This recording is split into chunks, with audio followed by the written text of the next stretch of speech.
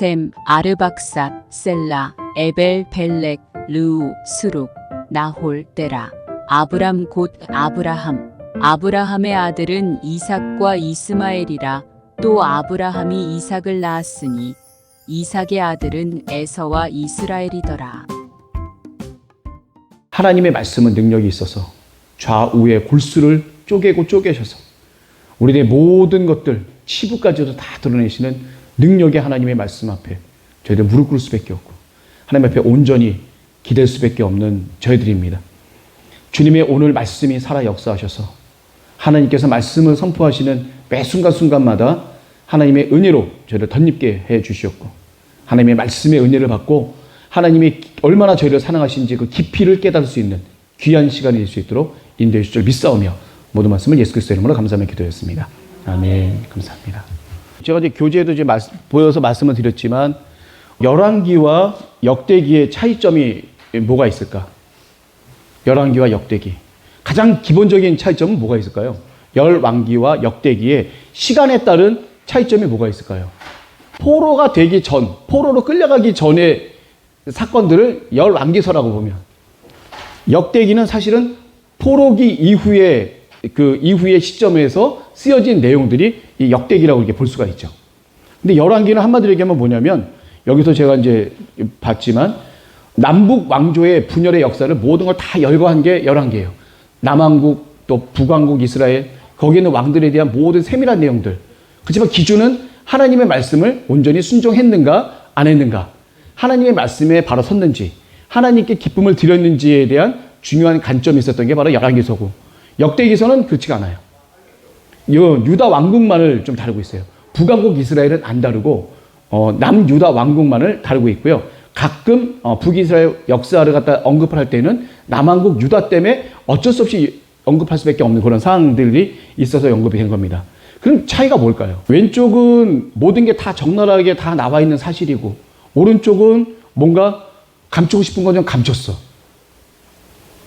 이 열왕기 역대기는 어느 때 시점이냐면 이 저자가 에스라라고 보시면 돼요. 에스라. 포로에 있었던 분이죠. 에스라라고 혹시 아세요? 에스라, 느헤미야, 에스라 할 때 에스라. 학사이면서, 예, 연구가죠, 연구. 성경 연구가. 학사이면서 또 제사장이면서 또 서기관의 역할을 했던 그 에스라. 그리고 바벨론으로 포로로 끌려가잖아요. 남유다 왕국 민족들이 3차에 걸쳐서 침공을 받고 3차에 걸쳐서 끌려갔는데 다시 그 바벨론의 역사가 딱 70년이에요.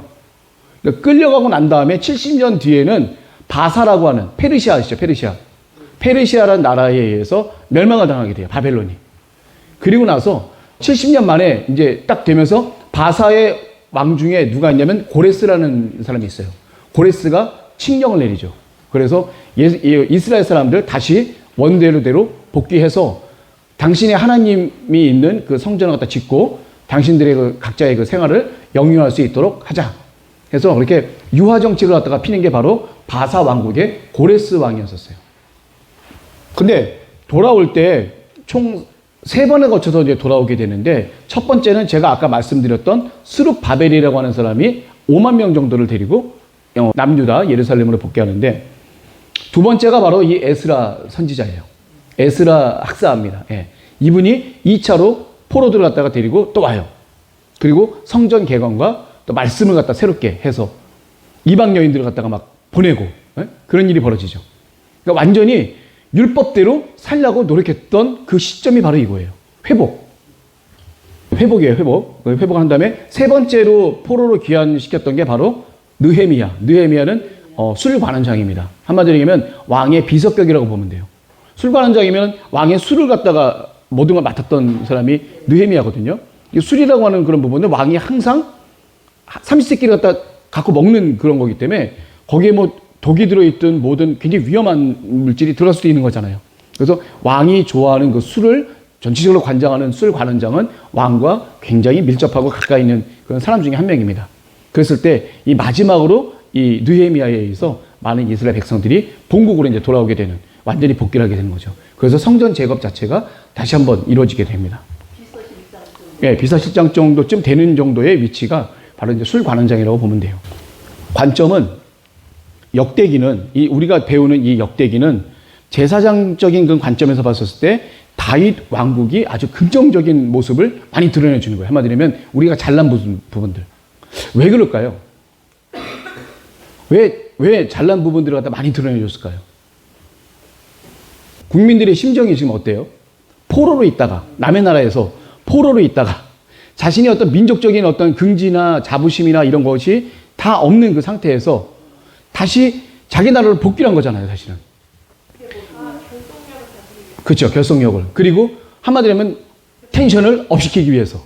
아, 내가 이스라엘 민족이구나 라고 하는 그런 부분들을 자긍심을 갖게 해주기 위해서 이 역대기가 쓰여진 거예요. 그래서 아브라함부터 시작한 게 아니라 아담부터 시작한 거예요. 아담부터 시작했다는 의미가 어떤 의미일까요? 아담으로 시작했다. 아브라함이 아니라 아담부터 시작했다라고 하는 그 의미는 어떤 의미일까요? 한마디로 얘기하면 아담이면 태초라는 얘기예요. 우리 유다 민족은 태초부터 하나님이 계획하신 민족이었다. 그래서 아담부터 시작을 한 거예요. 아담부터 하나님이 역사하셔서 그 계보가 결국 우리 이스라엘을 통과하고 남유다를 갖다 갔고 결국 나중에 이제 예수 그리스도까지 가는 그런 족보겠지만 현재로서는 어떻게 돼요? 예, 다윗 왕까지의 어떤 그 모든 것들 다윗 왕 이후에도 더 있긴 하겠지만 계보가 하여튼 이분이 이 에스라라고 하는 이분이 이 역대기를 갖다 작성한 그 이유는 한마디로 하면 다운되어 있는 이스라엘 민족의 민족성을 다시금 최고의 선민 사상으로 고치시키기 위해서 이걸 쓰신 거예요. 이걸. 그래서 기록 목적을 보게 되면 제사장적 입장에서 신정 체제의 재건을 촉구하기 위해서 썼다고 합니다. 그러니까 하나님께서 이스라엘 민족을 다스리시고 역사하신다는 그 관점을 다시금 부활을 시킨 거예요. 에스라가. 그 에스라 선지자가 와서 한 게 뭐냐면 지금 부인들 데리고 있는 사람 중에 이방 여인을 과감하게 다 돌려보내요. 그러니까 오로지 선민 사상, 그 이스라엘 민족만 남아있자 이거예요. 그러니까 이방에 있는 사람을 통해서 또 우상숭배가 들어올 수 있고 하나님이 기뻐하시지 않는 다른 것들이 다 들어올 수 있으니까 그거 원천 차단하자.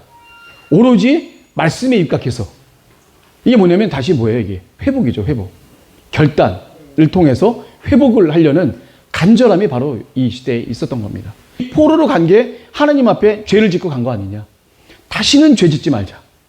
그런 의미에서 죄 지을 수 있는 우리 이방에 있는 모든 사람들을 다 내보내자, 보내자. 오로지 여호와 하나님만 섬길 수 있는 오로지 순수한 이스라엘 민족만 같이 있자라는 의미에서 그런 운동들을 갖다 많이 했다고 합니다. 그러다 보니까 철저하게 이제 이스라엘 선민 사상으로 이게 가게 된 거죠. 그래서 에스라 학사는 이 역대기를 갖다가 바로 이렇게 쓴 이유가 정말 이제까지 포로로 있었으면은 억압받은 그런 그 심정의 백성의 그 마음에서 이게 아니라 하나님께서 아예 태초부터 우리를 포로한 것까지조차도 하나님이 역사하신 모든 하나님의 귀한 역사함에 다 들을 수밖에 없는 귀한 민족이라는 것을 깨닫게 해주는 중요한 계기가 됐던 거죠. 자, 아담과 아브라함까지의 계보가 이렇게 있습니다. 중간에 뭐가 하나 있죠? 중요한 사건이 있어요. 물로써 한번 심판하시죠, 하나님께서. 누가 구원을 받았냐? 노아와 노아의 8식구. 그 외에는 구원받은 자가 없다. 그리고 다 그냥 물에 잠기게 되는 거죠. 궁창과 궁창 사이에 물이 있는데 그 물을 갖다 탁 터뜨려갖고 결국은 하셨다는 그러한 그 얘기도 우리가 좀 들을 수가 있습니다. 그래서 40일 40이야 아주 그냥 비가 환창 내리는 바람에 물이 넘쳐나갖고 세상의 모든 사람들은 다 멸절당하게 되고 누구만 남게 돼요? 노아와 노아의 세 아들만 남게 되죠. 예, 좀 목사님이 자주 이제 설명하시는 게 있어요. 노아 얘기 나오고 그 아들 셈, 함, 야벳 딱 나오면 딱 포도주 나오잖아요. 포도주 얘기 나옵니다. 그리고 아버지 노아가 포도주를 실컷 드시고 하체를 드러냈는데 그 아들 그 함은 들어가서 아버지의 그 부끄러움을 갖다 보고 나와서 얘기를 하고 셈은 어떻게 돼요? 아버님을 잘 덮어드리고 이제 뒤로 이제 물러나와서 조심스럽게 나왔다라는 그런 아름다운 얘기가 있었었는데 그래서 셈은 어떻게 돼요? 하나님께서 복 받으라고 노아가 이제 셈은 이제 복 받고 함은 그 종이 되리라라고 이제 얘기를 하게 되는 거죠. 사실 함의 자손들이 대부분 어디 자손들이냐면 여기 나와 있습니다만은 그 애굽, 이집트, 그러니까 북아프리카 쪽, 그러니까 흑인종의 선조라고 보면 돼요. 흑인종. 네, 그 흑인종의 선조라고 보면 되고, 세 번째로 야벳. 야벳은 어디냐면 유럽, 인도와 유럽 쪽. 유럽 쪽에 이게 쭉 있다고 보시면 될 것 같아요. 그리고 중앙아시아 쪽, 이 아시아 계열에 있는 분들이 바로 셈족입니다. 셈족. 간략하게만 제가 말씀을 좀 드려보도록 할게요. 아담에서 아브라함까지의 갭을 갖다 볼 수 있는데, 노아 시대를 기준으로 하는 거예요. 노아를. 그러니까 물로서 멸망하기 전이냐, 물로서 멸망한 뒤냐. 차이점이 어떤 게 생기게 되냐면 살아온 사람들의 연수가 달라요. 예를 들어서 이제 노아 이전에 계셨던 분들은 다 몇 살 사시죠? 보통 한 평균 한 900살 정도쯤 되시죠? 기본이 900살이고 라멕인가 누군가가 777세가 한 분이 계셨었는데 그분 한 분만 777세인데 제일 어려요. 제일 못 사신 게 제일 짧게 사신 게 777세야. 누가 제일 많이 살죠? 오래 살죠? 예, 네, 머스살러 그래갖고 이제 무드셀라가 제일 오래 삽니다. 예. 근데 이게 살게 되는 이 날짜에 이걸 보게 되면 산 날짜가 좀 다 달라요. 노아도 어떻게 돼요? 950세 정도를 살았죠.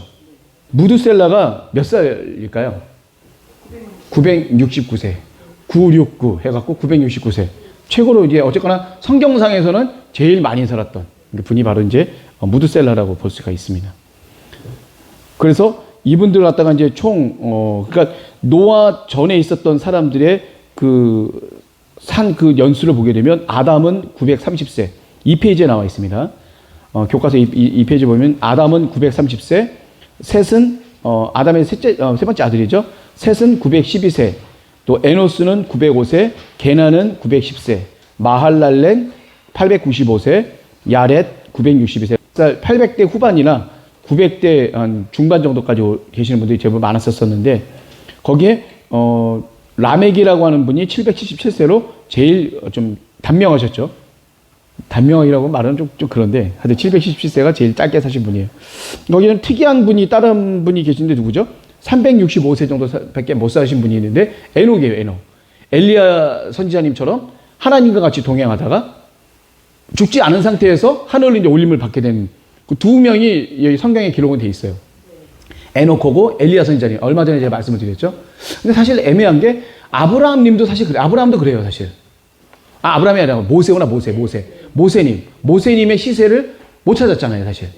나중에 유다서에 보게 되면 뭐 천사님들이 사단과 같이 막 다투는 그 모세님의 시체를 갖고 다투는 그러한 모습도 이게 나오긴 하는데 제가 저번에 말씀드렸죠. 모세님의 시체를 굳이 세상에 두지 않은 이유가 뭘까요? 우상숭배하겠죠. 네, 우상숭배 때문에 그래요. 모세님의 시체가 있으면 어떻게 돼요? 무덤이 있을 거고 그 무덤 자체가 이제 굉장한 우상의 숭배가 되는 거예요. 제가 저번에 이제 성경에서 문제를 내긴 했지만 그 노뱀조차도 이스라엘 민족이 계속해서 갖고 있었던 그 조그마한 우상이에요. 이게 일종에 보면 라헬이 갖고 있던 드라빔.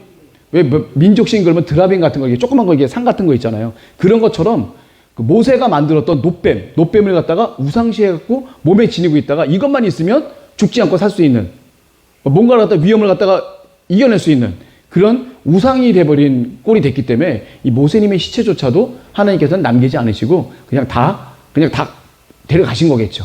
근데 어쨌거나 이 모세님까지는 그런 표현을 안 써요. 승천했다. 죽지 않고 하늘로 올라갔다. 이런 표현까지는 쓰진 않아요. 모세님은. 근데 정확하게 쓰시는 분이 바로 이 에녹과 엘리야님은 확실하게 몸이 죽지 않은 상태에서 이 육신을 갖고 있는 상태에서 그대로 하늘나라로 가게 된 그런 근데 신약 성경에 보면 예수님이 마지막 기도할 때 기도하실 때 네. 그때 보면은 엘리야와 모세가 나타나잖아요. 네, 그렇죠. 초막 셋을 짓고 이제 베드로님과 같이 하세요. 초막 셋을 짓죠. 현 시대는 무덤이 없는 분들이잖아요. 예, 그렇죠. 예, 그래서 초청하신 분이 바로 엘리야와 모세 이 두 분이죠. 예. 예, 무덤이 현실적으로 없으신 분들. 예수님과 좀 이렇게 만날 수 있으려나?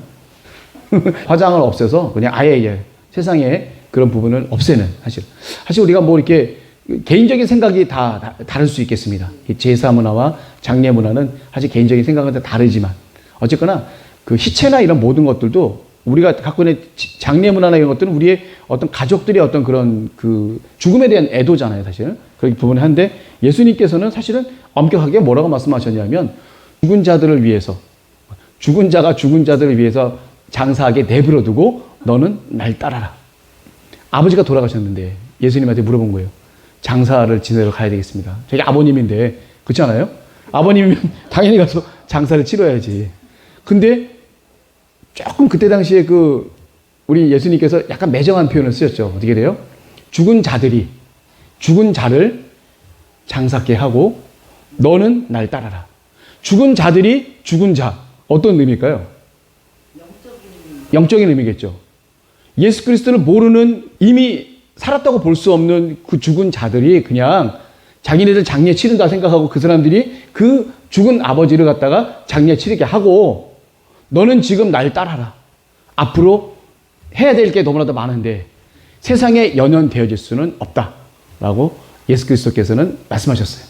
근데 우리 각자 개인마다 그 장례 문화나 이런 모든 것들은 개인 간의 어떤 그런 애도나 이런 것들은 다 있을 수 있는, 그게 나쁘다는 거 아닙니다. 분명히 있는데 하여튼 예수님께서는 영적으로만 생각하셨어요.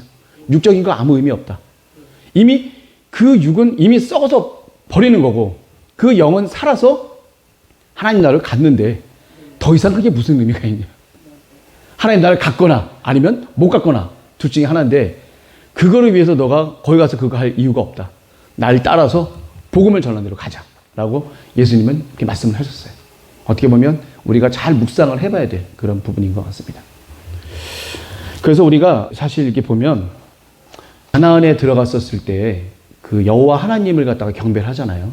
그런데 사실은 이분들이 가나안으로 들어가기 전에 사막에서, 광야에서 하나님을 갖다가 전적으로 예배를 드렸단 말이에요. 물 한 방울, 풀 한 폭이 나지 않는 그 아주 그냥 적막한, 아주 그냥 언제 어디서 이게 내가 죽을지 모르는 아주 끝없는 그 사막 가운데서 하나님을 향해서 예배를 드리고 제사를 드리고 물도 없고 풀도 안 나는 그런 광야에서는 하나님을 전적으로 의지할 수밖에 없어요. 내 또 다른 생각이 있을 수 있는 공간이 아니에요. 저도 이제 진짜 처음으로 한번 본 게 미국 캘리포니아에 가보니까, 그러니까 시가 있잖아요. LA 시가 있잖아요. 거기만 좀만 벗어나면요. 완전 사막이에요. 완전 사막. 돌산밖에 없어요. 완전 돌산에다가 사막에다 막 그거밖에 없어요. 멀리서 내가 바라보고 그러겠다 했는데도 야, 저기 만약에 가면은 어떻게 뭘 할 수 있지? 그러면서 제가 한번 생각한 게, 야, 40년 광야를 갔던 그 이스라엘 민족은 과연 어떻게 살 수 있었을까? 대단한 겁니다.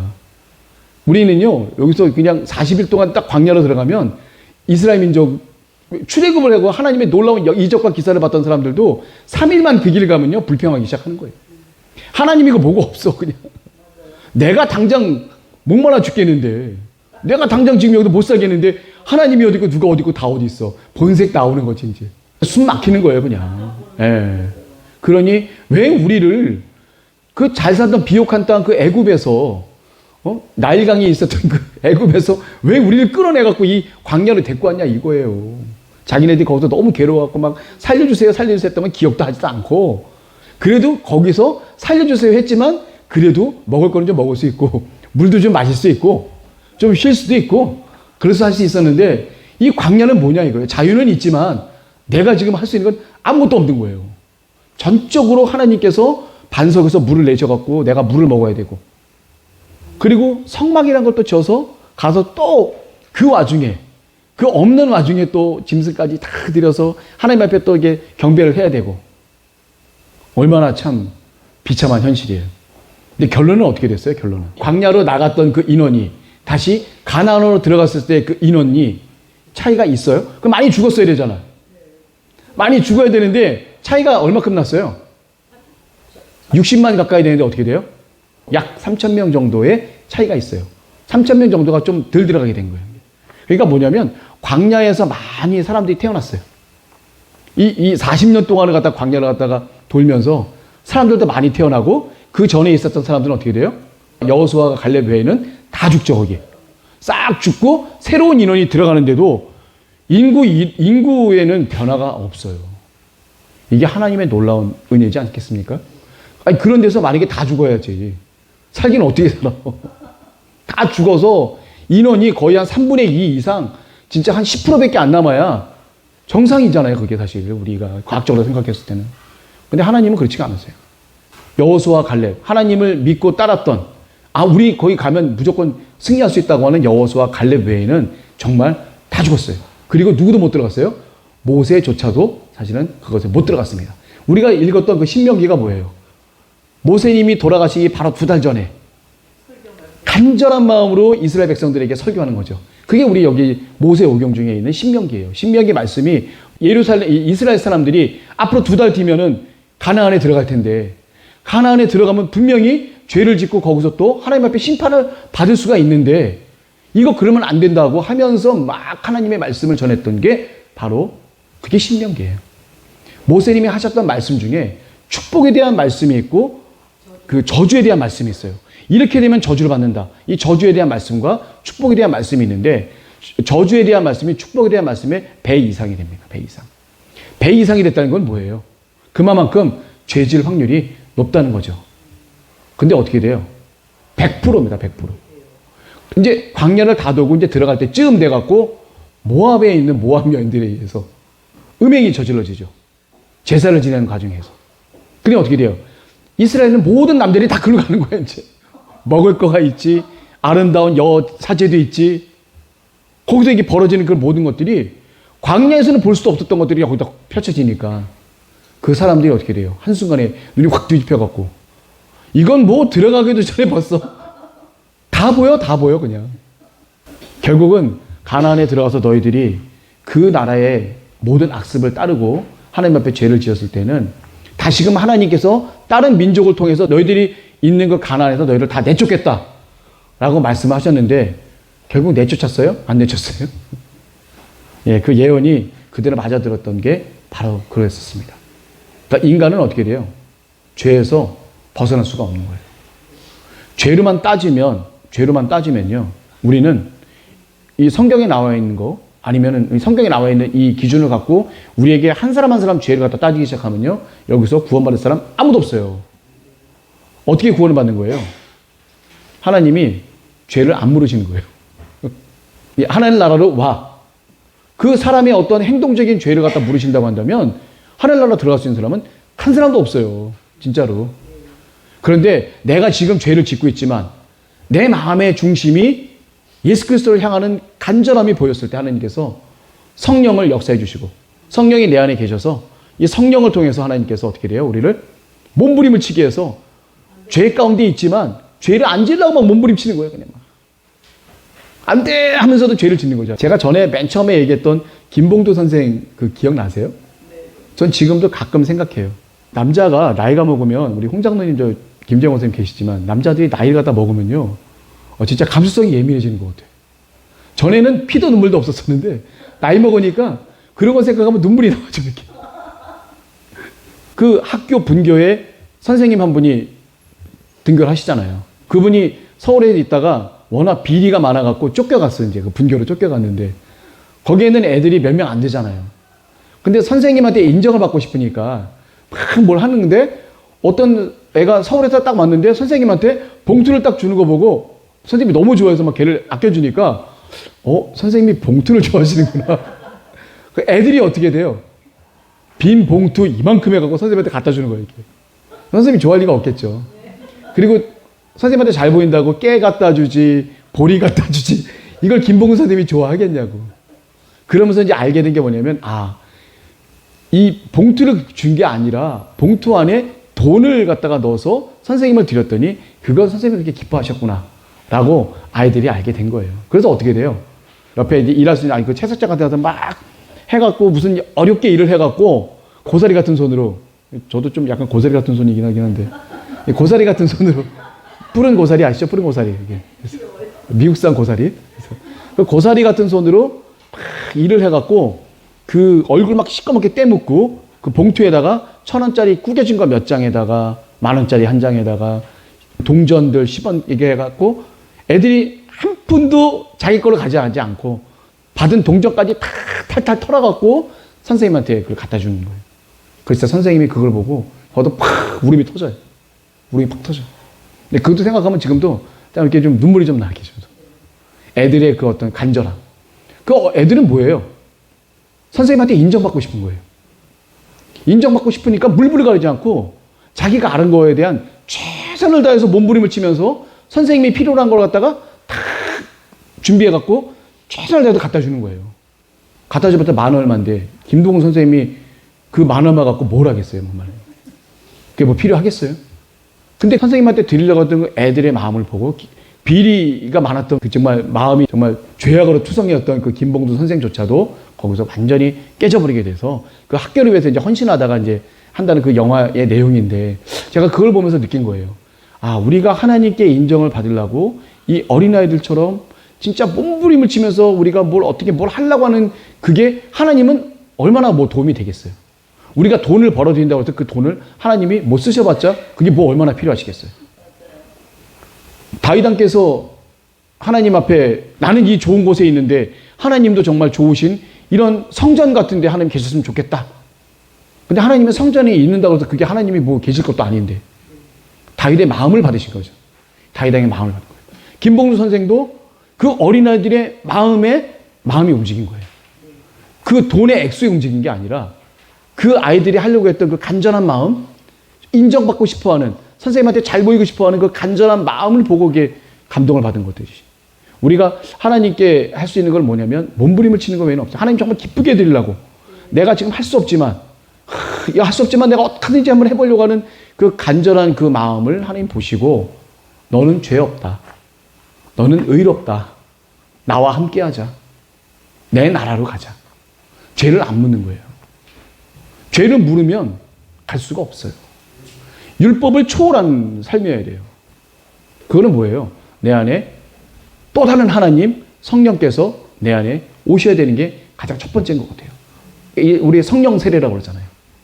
예수님이 직접 내 안에 오셔서 그 다음부터는 내 안에는 더러운 것들밖에 없어. 북이스라엘의 아하방 같이 더러운 것밖에 없어. 우리는 더러운 거와의 계속된 싸움이에요. 계속된 싸움. 그러다 보니까 우리가 이 육신적인 것을 이길 수 있는 거는 하나님의 능력밖에 없습니다. 이게 우리 모든 게 인간적이잖아요. 죄송합니다. 저도 물론 다 마찬가지지만 여기 계신 모든 우리 성도님들 하나님께서 하나하나 다 드러내셔갖고 다 보면은 다 깜짝깜짝 놀랄만한 그런 걸 행동하시는 것들이 있으실 거예요. 저도 마찬가지입니다. 그래서 제가 저번에 말씀드렸잖아요. 제 거 온전히 개방하기 시작하면 그 다음 주부터 나오기 힘들다고. 그럴 정도로 우리가 다 가려주는 거예요. 하나님께서.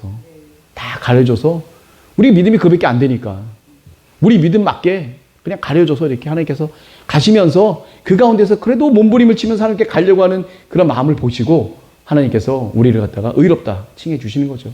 그리고 너희 안에 내가 거할 수 있는 내 마음의 장소 성령께서 이제 계시는 그런 모든 역사가 바로 이 역사인데 우리가 죄를 짓기 시작하고 이걸 갖다 대기 시작하면 할 수 있는 게 없어요. 다윗 왕은 죄 안 졌어요? 하나님께서 가장 선한 왕이라고 생각했던 다윗 왕도 죄를 졌잖아요. 버젓이 있는 남편이 있는 부인을 갖다가 겁탈을 하고 그리고 거기서 난 아들이 또 하필이면 또 솔로몬이야 또. 그 대를 잇는 또 솔로몬이야. 이게 알 수가 없어. 예수 그리스도 족보를 보면 참 희한해. 저 여기 보면 또 하나 있겠지만 이게 그렇게 돼요. 아름답진 않아요. 예수 그리스도 족보를 보게 되면. 이렇게 죄가 많은 우리 다윗 왕도 하나님께서는 나와 합한 자라고 표현했어요. 왜요? 다윗 왕의 뭐 때문에 그런 거예요? 그분이 인간의 몸으로 가지고 있는 성적인 욕구를 못 이겨서 남자로서 죄를 졌지만 다윗 왕의 그 마음의 중심은 하나님을 향하려고 했기 때문에 그게 다른 거예요. 그게 일종의 다윗 왕의 몸부림이죠. 죄를 짓고 난 다음에 당신이 죄를 졌다고 했었을 때 크게 회개를 합니다. 그리고 어딜 가서든지 간에 자기한테 오는 모든 핍박은 이건 내 죄로 인해서 하나님께서 나를 판단하시는 거다. 나를 이렇게 하나님께서 만드시는 거다.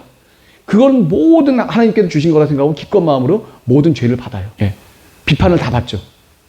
그러면서도 결국은 하나님 앞에 끝까지 가려고 했던 다윗 왕은 다시 왕으로 복귀를 하게 되고 예, 거기서 이제 열조에 들어가게 되는 다윗 왕도.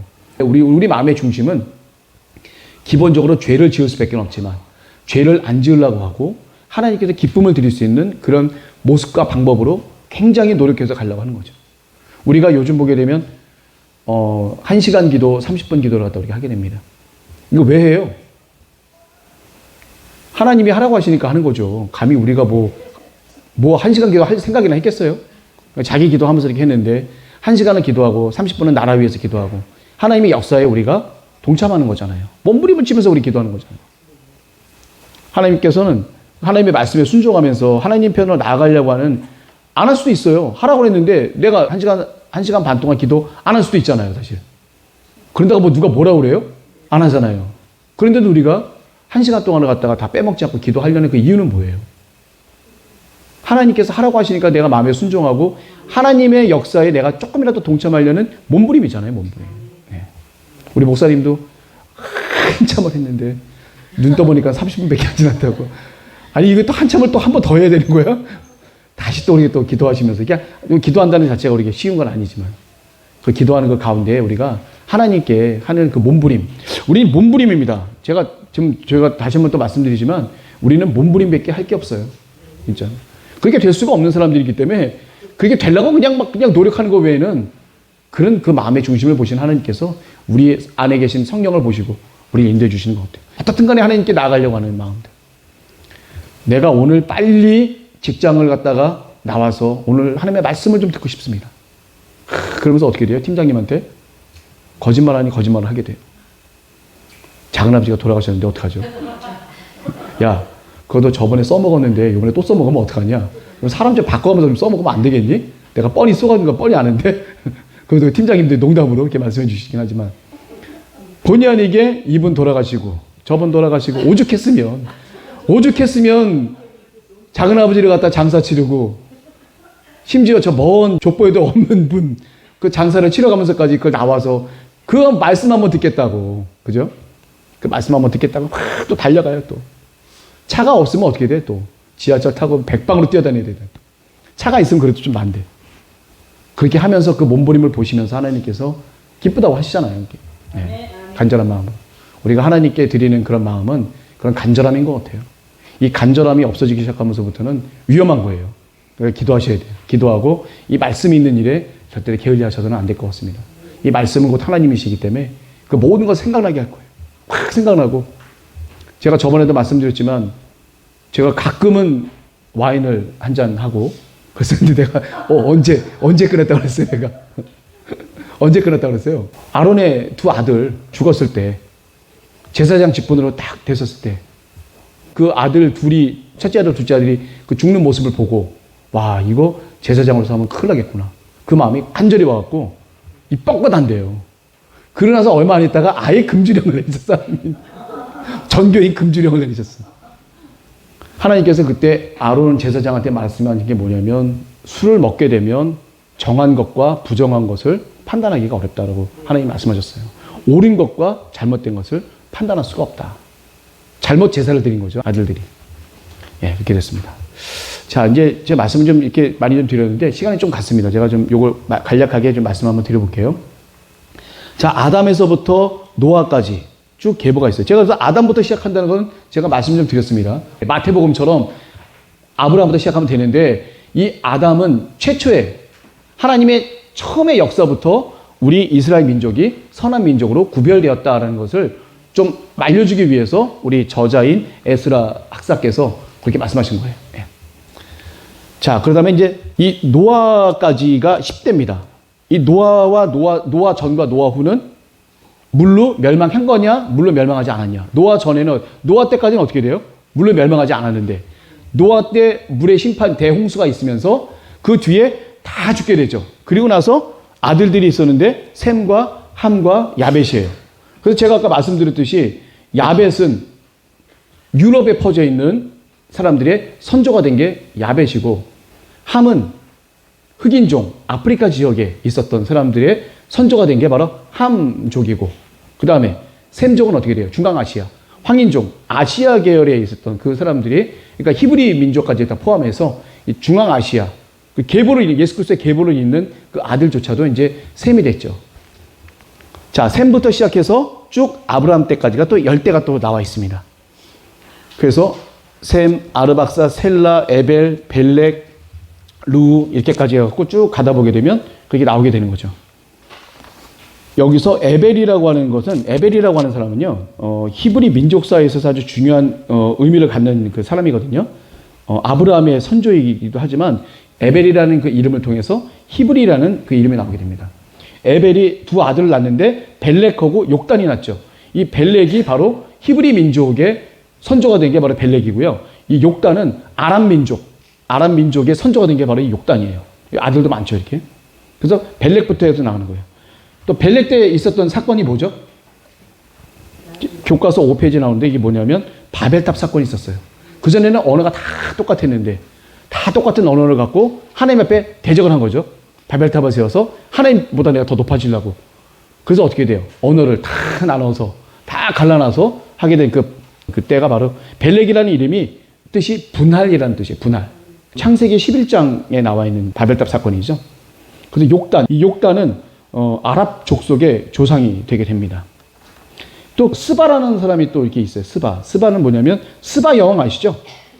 그러니까 아라비아 반도, 사우디아라비아가 있는 그 반도의 남서쪽 그 밑에 바로 스바 여왕이 그 솔로몬을 만나러 왔던 그 바로 지역이 바로 이 스바에 의해서 이게 좀 파생이 된 거죠. 네. 자, 아브라함의 자손들의 이렇게 계보를 갖다 보게 되면 이게 그 누가 있어요, 아브라함에. 여기 표에 보게 되면 일단 여자분이 세 분이 나와요. 사라가 본부인이잖아요. 사라로부터 나온 아들이 누구죠? 이삭이 있고요. 예. 이삭보다 먼저 태어난 사람 누가 있었죠? 여종 하갈의 아들 이스마엘이 있고요. 그 다음에 그 옆에 보게 되면 또 한 사람이 있어요. 예. 사라가 죽은 다음에 그두라라고 하는 첩을 갖다가 또 받아들이게 됩니다. 아브라함께서요. 그래서 거기에서 나오는 또 그 족보가 또 있어요. 그리고 이제 밑으로 가면 이삭이 있고요. 또 이삭은 또 누굴 낳아요? 예, 에서와 야곱을 낳기는데 여기서 야곱이라고 표현하지 않고 역대기에서는 뭐라고 표현해요? 이스라엘이라는 표현을 씁니다. 이스라엘이라는 그 표현 자체가 뭐예요? 하나님과 겨루어 이겼다라는 뜻이죠. 그래서 표현 자체를 야곱이라고 쓰지 않고요. 야곱은 어떤 뜻이에요? 뜻이 어떤 거죠? 발꿈치를 잡다라는 뜻이죠.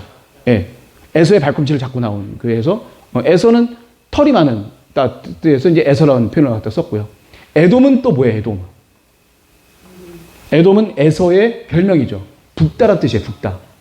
예, 나왔을 때 그 모습이 좀 붉은 모습이어서 별명을 에돔이라고 합니다. 그래서 우리가 에돔 지역의 에돔 사람들, 세일 지방이거든요. 그 밑에 이스라엘의 저 왼쪽 남쪽 저 밑부분이 세일 지방이라고 있는데 그 세일 지방의 지역을 우리가 에돔 족속들이 사는 거 직서이라고 그래요. 거기 뭐냐면 에서의 그 사람들이 가서 세일 지방에 있는 그런 원래 그 세일 족속들을 물리쳐버리고 거기를 갖다 점령을 해서 그 사는 곳이 바로 에돔이에요. 에돔. 광야를 갖다 돌 때 에돔 사람들도 피해가요. 그리고 모압과 암몬 사람도 피해갑니다. 형제이기 때문에 하나님께서 이 사람들과 맞닥뜨려서 싸우기를 허락하지 않으셨어요. 그래서 에돔도 피해가고 우회해서 가고 암몬, 모압 전부 다 우회해서 가게 되는 그런 일이 벌어지게 되죠. 이 에돔은요.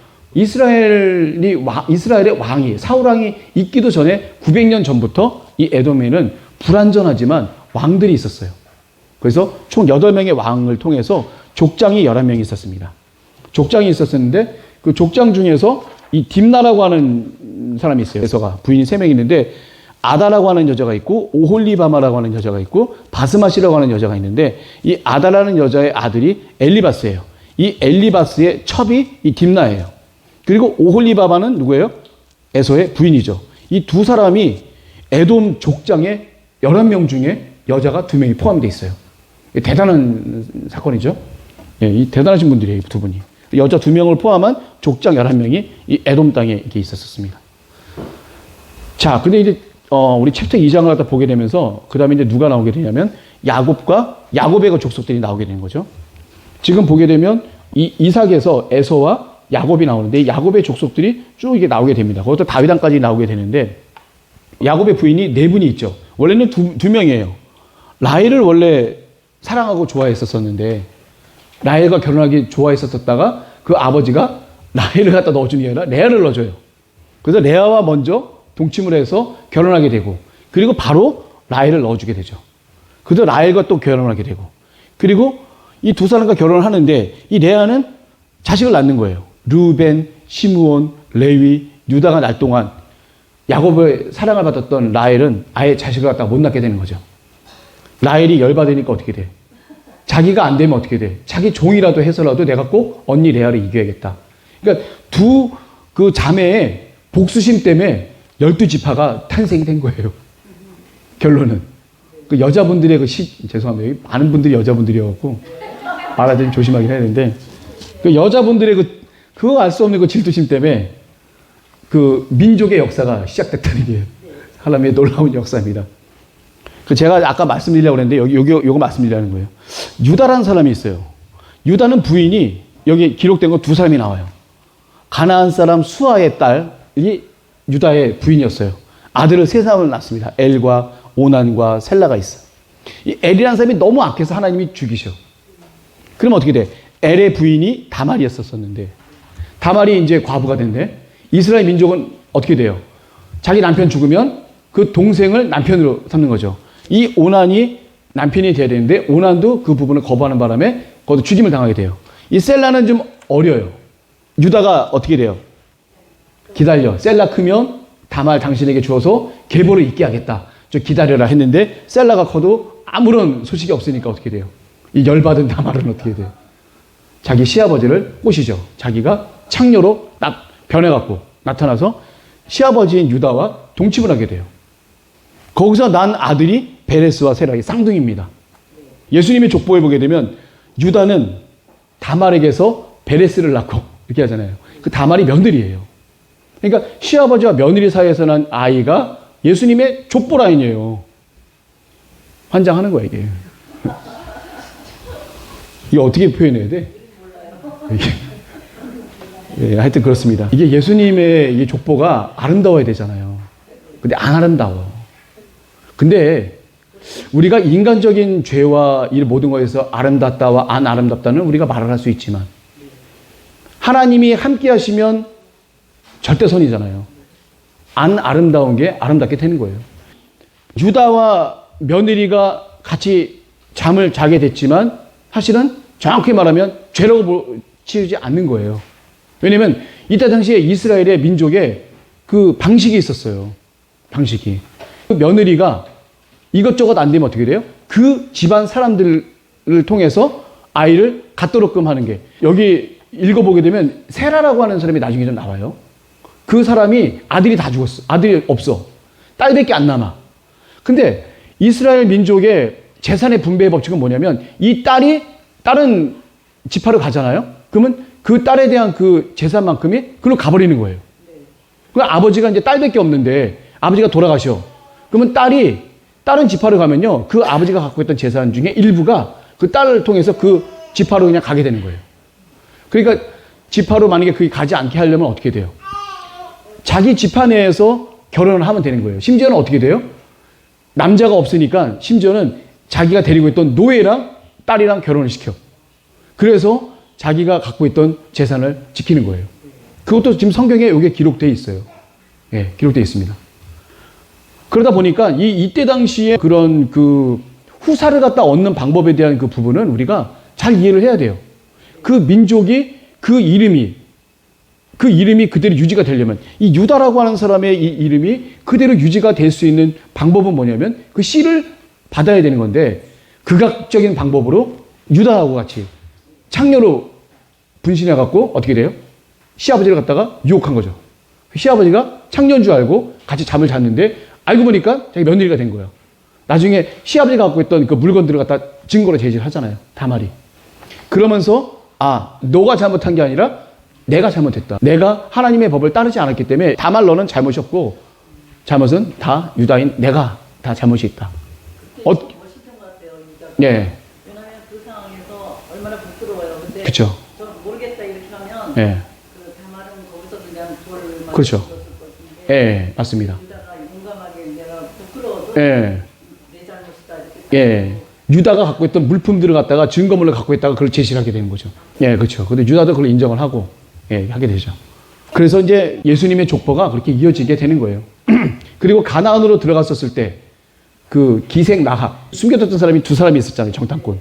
그 중에 한 사람이 이제 살몬이라고 해요. 살몬은 라합에게서 보아스를 갖다 낳게 되는 거죠. 그리고 그 살몬도 사실은 유다 지파 사람인데 기생 라합이면은 영어로 표현하게 되면 사실은 플라스티튜라는 표현을 써요. 그거는 몸을 파는 여인들. 그러니까 라합은 기생 라합은 그냥 기생 라합이 아니라 몸을 파는 여인이에요. 그런데도 기생 라합을 귀중하게 생각하는 부분이 뭐예요? 민족을 살려줬는데 이 기생 라합은 여호와 하나님을 두렵고 떨리고 경외하는 마음이 기생 라합에게는 있었던 거예요. 그러니까 목숨을 걸고 히브리 민족 사람 두 사람이 정탐하러 왔는 사람이 자기가 목숨을 걸고 그 사람들을 갖다가 지켜준 거예요. 그리고 나가면서 뭐라고 하냐면 당신들이 만약에 여기 와서 이 곳을 무찌를 때 나와 우리 집안을 살려달라. 그 얘기를 해준 거죠. 그리고 그랬더니 그 사람이 뭐라고 그래? 붉은 줄을 매놓고 있어라. 그러면 너 집은 내가 살리라. 들어와서 다 멸망을 시키는 와중에 여호수아가 물어보죠. 기생 라합의 집이 어디냐? 거기 있는 사람들 다 일단 끌어내 놓고 들어가서 그냥 전멸을 시키는 놀라운 역사가 벌어지게. 바산왕 옥 이런 사람들을 바산왕 옥이면 그때 당시에 엄청난 센 왕 아니에요. 저번에 배우셨죠. 그 사람들을 이기고 오는 그 하나님의 군대 이스라엘 백성은 무서운 족속들인 거예요. 그냥 벌벌벌 떨 수밖에 없는 아주 두려움의 대상이었었는데 이 지혜로운 기생 라합이 자기와 자기 가족도 살리기 위해서 했던. 그래서 결국 기생 라합을 통해서 예수님의 족보에 들어가게 됩니다. 그리고 아까도 말씀드렸지 다윗 왕이 남의 남편 부인을 갖다 겁탈해서 낳은 아들 솔로몬도 예수님의 족보에 들어가요. 다윗 왕은 그 밧세바의 남편인 우리야를 그냥 아예 최전선으로 보내갖고 전쟁터에서 아예 죽여버려요. 그랬고 그냥 죄를 무마시키려고. 남편이 없으니까. 맨 처음에는 그 방법은 안 썼죠. 우리야를 와서 빨리 동침해라 막 같이 들어가서 부인하고 좋은 시간 보내고 빨리 자라 했는데도 이 우리야는 어떻게 돼요? 그럴 수 없다. 다들 고생하는데 내가 어떻게 집에 가서 편히 쉴 수 있느냐. 잘 그렇게 할 수가 없습니다. 저는 무조건 전투 태세로만 입고 집에 가서 쉴 수는 없습니다. 그러니 어떻게 돼요? 알리바이가 조성이 안 되니까 결국은 어떻게 돼요?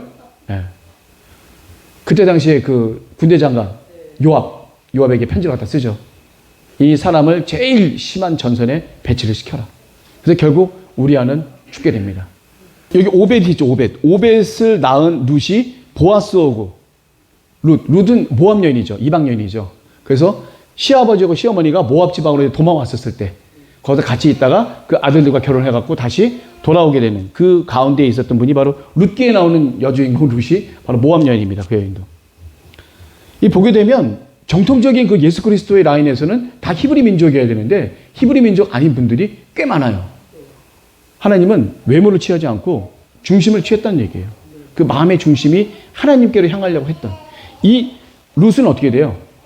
하나님을 믿는 자기 시어머니 나오미를 끝까지 쫓기를 원했죠. 하나님, 당신과 당신 하나님을 내가 끝까지 버리지 않고 끝까지 쫓겠습니다 하고는 그 마음의 간절함을 하나님이 보신 거예요. 그래서 이 룻을 예수님의 족보에 올려놓아서라도 이게 쭉 나가게 되는 거죠.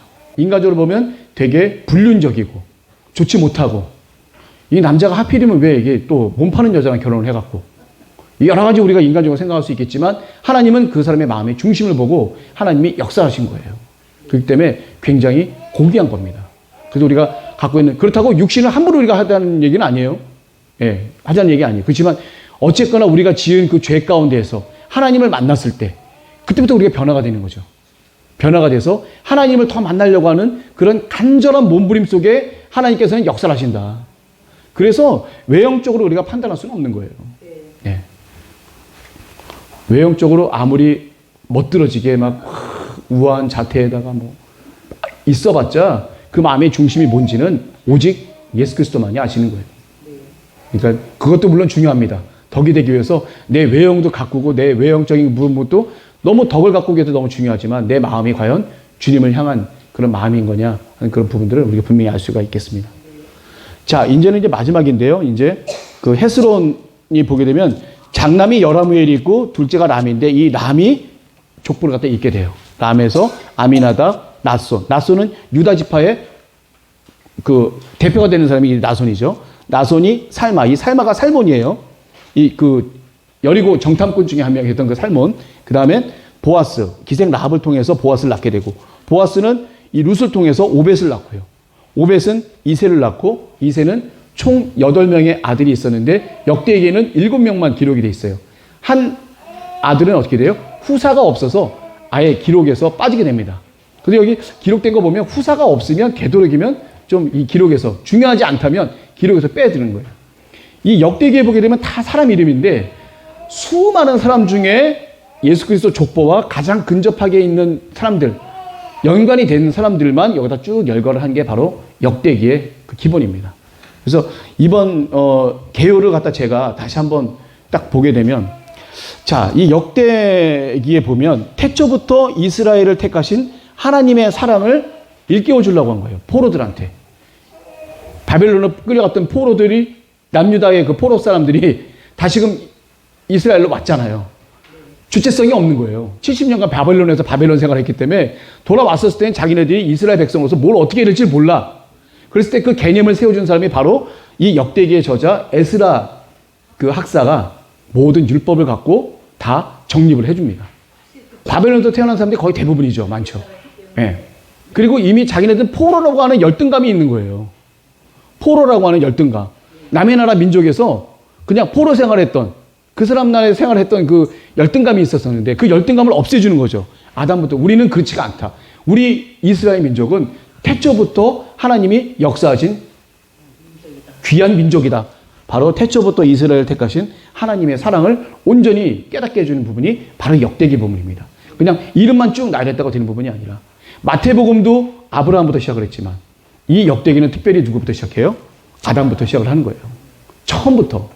처음부터 우리가 하나님의 그 계보 안에 있던 민족이 바로 우리 이스라엘 민족이다. 자, 처음에 선택을 받고 인도를 받죠. 탈출하죠. 애굽을 탈출하고 훈련을 하죠. 그 다음에 축복을 받습니다. 가나안에서. 죄의 형벌을 받죠. 그래서 멸망하게 되고 다시 회복해서 복귀하기까지의 모든 역사, 이 태초부터의 그 모든 역사는 바로 하나님께서 이스라엘 민족에게 하셨다는 강한 자긍심과 자부심을 불어넣어 준 게 바로 이 역대기라는 것을 우리가 분명히 아셔야 돼요. 이게 육적인 이런 그 이스라엘에 대한 그런 사람들 뿐만 아니라 그 다음에 어떻게 돼요? 영적인 아브라함의 믿음을 이은 영적인 우리 백성들도 바로 여기 이 부분에 이제 들어가게 되는 거죠. 저희들도. 하나님은 육적인 부분으로만 끝나는 것이 아니라 영적인 부분에서 아브라함의 믿음을 따르는 모든 하나님의 백성들을 이제는 구원의 대상으로 삼으셔서 나가시는 거예요. 그게 우리가 아담부터 있는 거예요. 그래서 우리의 계보의 처음은 어디예요? 아담부터 하나님의 역사가 시작돼서 지금 우리 여기까지 좀 내려왔다고 보시면 되겠습니다. 이 역대기의 역사는 이스라엘만의 역사가 아니라 바로 현대를 살고 있는 모든 성령 받은 예수 그리스도인들에게 다 적용이 되는 그 삶이 바로 이 역대기의 삶이라고 볼 수 있습니다. 우리가 처음으로 봐서 에스라 선지자가 이스라엘 백성들에게 했던 이 모든 말씀은 지금 성령께서 지금 우리에게 하시는 말씀과 조금도 다를 바가 없다는 것을 분명히 알고 깨달으시고 좀 힘드시겠지만 앞으로도 계속해서 계속 이름을 좀 보시면서 어쨌든 한 번은 봐야 돼요. 한 번은 보시면서 왜 이게 좀 필요한 것인가. 예수님의 족보와 이런 모든 것들 의미를 깨달으시면서 이렇게 볼 수 있는 그런 시간이 되었으면 고맙겠습니다. 자, 그래서 우리 오늘 역대상 첫 번째 시간, 이 개요 부분만 제가 좀 말씀을 많이 좀 드렸는데요. 이 시간을 마치도록 하고 다음부터 또 우리 또 좋은 그런 시간을 갖도록 하겠습니다. 감사합니다.